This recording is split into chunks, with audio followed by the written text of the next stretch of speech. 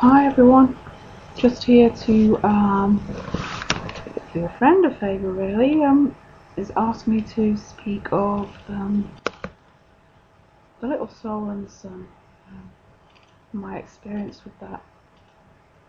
So I think most of you know about my awakening and the spiritual awakening, my journey back to God. If you don't know of the story, yeah, I think you'll find it on www.sallyangelic.co.uk, or if you go through Spreaker and look at the parables of Sally Ann, it'll be in there somewhere. Maybe it's parable 2 or 3, I'm not really sure, but the story's in there. Anyway, so the night Jesus came, he came with an angel. He brought an angel with him. And since that time I've been surrounded by angels. I could see them visually. They're not like we depict them to be. They don't have body or form. They don't have wings or halos. They're just huge, like shafts of light. They're just like energetic columns. They're just massive, and they just radiate this divine power. So not only have I been able to see them, but I can hear them guiding me, talking to me, healing me. So angels have been quite paramount to me on the journey, the healing journey. And they even gave me my name. They asked me to drop my name and take the name Angelic. I thought it was quite unusual. I thought, why Angelic? I thought that's an unusual name. It's a bit weird. And then when I wrote it next to my name, Sally Angelic, and I was like, whoa. So yeah, I took the name. That's a story on its own, which I won't go into right now. But yeah, so angels have been big on the healing journey. And I was called into Angelic Reiki by the angels. Never heard of it before, but they led me there, and I had this massive experience where they were healing me, the angels, and had a situation, a really dark, deep abuse, I could say, and much of my life basically, right from the minute I was born, for a very long time, a lot of darkness going on. And then this particular night, the angels came to me and they said I'd forgotten who I was. He said, you've forgotten who you are. You really have forgotten who you are. And I thought, what do they mean I've forgotten who I am? But they gave me a story by Neil Donald Walsh, and it was called The Little Soul and the Sun. And I first got a snippet of it on radio, and then when they came to heal me, I got the full story, and they said that I was the little soul in the story. So this little soul went up to God and said, God, I found out what I am. I am the light. I am the Holy Son of God. I was created as you, by you, and as you. I'm one with you. I'm just the light. I'm just love. That's all I am. And God said, yes, that's who you are. That's how I created you. And he said, but now I know who I am. And even though I'm kind of excited because everybody that comes here, it's their purpose to find out who they are and remember. And he said, I've done it, I've remembered who I am. I'm the light. He said, I want to know myself as the light. God says, but you want to know yourself as you already are. But you are the light. He said, yes, but it's something else to know I'm the light. but I want to have an experience of being the light. And then God said, well, all I ever created was the light. All I ever created was love. That's all there is, so there's nothing else. So you can't really know yourself as anything else. And he said, oh, come on, you're God. You should know. You should think of something, come on. And so God said, yeah, I have an idea.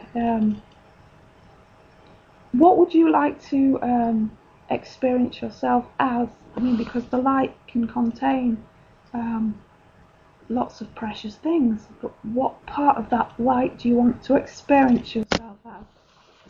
So the little soul said, I want to experience myself as forgiveness.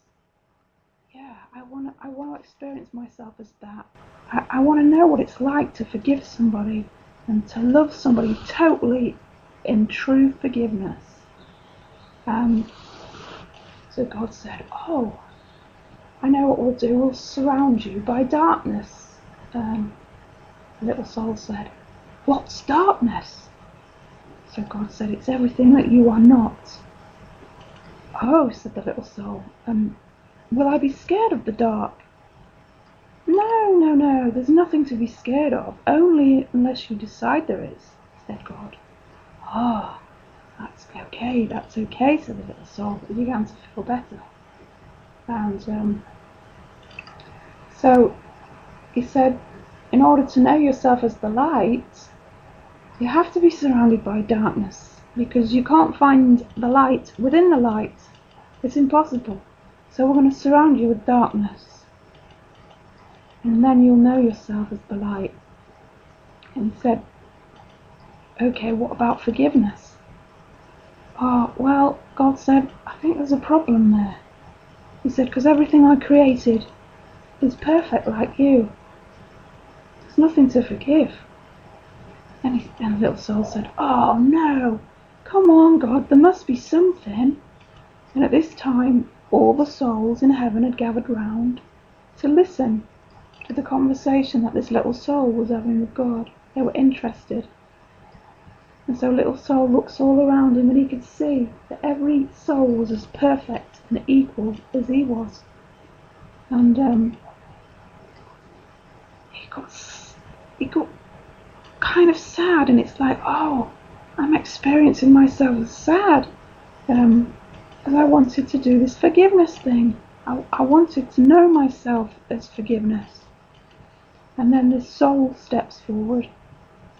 And this soul said, don't worry, I can help you. And little soul said, you can? And he said, oh yeah, I can do that for you. And the little soul said, what will you do to me? Oh, he said, I'll come into your lifetime, your next lifetime. I'll come into your next lifetime, and I'll do the most wicked things you can ever imagine. Oh, I'll give you something to forgive. And the little soul said, really? You'd do that for me? Sure I would, said the soul. And he said, but why? Why would a light so bright as you slow down your vibration and come so dense and heavy and dark just so you could do this wicked thing? Why would you do that for me? Sure, it's simple, because I love you, said the soul. I love you. He said, don't look surprised. You've done it for me before. And he said, I have? Sure. We've had eons together, lifetimes together. We've been everything. We've been the good, the bad, the wrong, the right, the victim, the villain. We've done it all. And there are times you've done beautiful things for me, and there are times when I've done them for you. You just can't remember. Oh, wow, said the little soul. So he said, if I do this thing for you, you have to do a favour for me. So the little soul says, sure I will. What do you want me to do? And he said, if I come into your lifetime and do nasty things to you, you have to remember who I really am. Because if you don't remember who I really am, we could be in trouble. He said, because I'm going to be pretending and acting so hard to do this thing for you, I'm going to forget who I am. And if you forget who I am, we're going to be lost. We're going to be lost in darkness for eons. We'll just forget, and it's going to take another soul to come along and remind us of who we are. So please, when I smite you, when I do this terrible thing to you, you have to remember. You have to remember who I am. And the little soul said, sure I'll remember. Sure I will. And so he was all excited to know that he was going into another lifetime and he was going to be able to experience himself as forgiveness. So now the angels are telling me that I am the little soul in that story, and there are many souls that gathered round me before I came here, and they all pledged to help me come back to God. And the only way I could come back to God was through forgiveness.